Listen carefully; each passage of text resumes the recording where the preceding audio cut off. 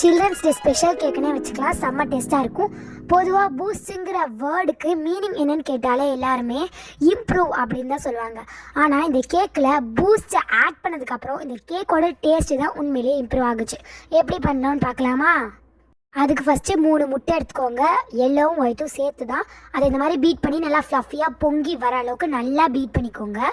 நம்ம பீட் பண்ணதுக்கப்புறம் எக்ஸாக்டாக எப்படி இருக்குன்னா க்ரீம் கலர்னு சொல்லுவோம்ல, சாண்டில் மாதிரி, அந்த கலரும் கன்சிஸ்டன்சி வந்து இந்த மாதிரி இருக்கும். ஒயிட் சுகர் இல்லை ப்ரௌன் சுகர் ஆட் பண்ணிக்கோங்க உங்களுக்கு தேவையான அளவுக்கு.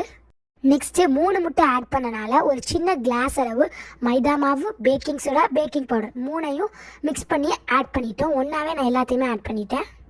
ஏற்கனவே நம்ம ப்ரிப்பேர் பண்ணி வச்ச அந்த மாவில் வந்து நான் வந்து 3 பேக்கெட் வந்து பூஸ்ட் வந்து யூஸ் பண்ணியிருக்கேன். 5 rupees உள்ள பூஸ்ட்டு தான்.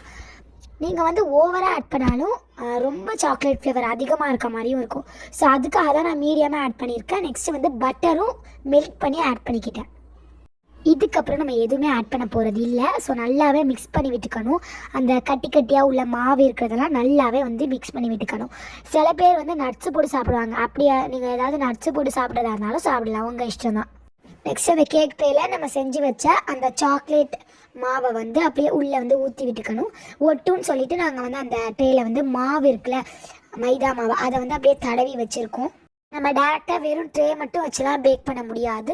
அவன் இருந்துச்சு அப்படின்னா அப்படி பேக் பண்ணலாம். அப்படி இல்லைன்னா இந்த மாதிரி குக்கர் யூஸ் பண்ணி நம்ம பேக் பண்ணிக்கலாம். இதை பார்க்க லார்ஜ் சைஸ் குக்கீஸ் மாதிரி இருக்குல்ல. எனக்கும் ஒரு பங்கு சீக்கிரம் கிடச்சா நல்லாயிருக்கும். கேக்குக்கு சண்டை நடக்குது போல. எப்படியோ எனக்கு ஒரு பீஸ் கேக் கிடச்சிருச்சு, அது போதும் எனக்கு. ஹே, அதை சொல்ல மறந்துட்டியா? நீ எதை சொல்கிற? உனக்கு தெரியலையா? போ, நானே சொல்கிறேன். சொல்லு ப்ளீஸ். உனக்கு தான் மறந்துருச்சுல, நானே சொல்லிடுறேன். எல்லாருக்கும் ஹாப்பி சில்ட்ரன்ஸ் டே. எல்லாரும் என்ஜாய் பண்ணுங்க. ஐயோ, இதை நான் சொல்லலாம்னு நினச்சேனே. ஒரு கேக் செஞ்சு நல்ல பேர் வாங்கலாம்னு நினச்சா இவன் அதை விட ஒரு நல்ல விஷயத்த சொல்லி இன்னும் நல்ல பேர் வாங்கிட்டானே.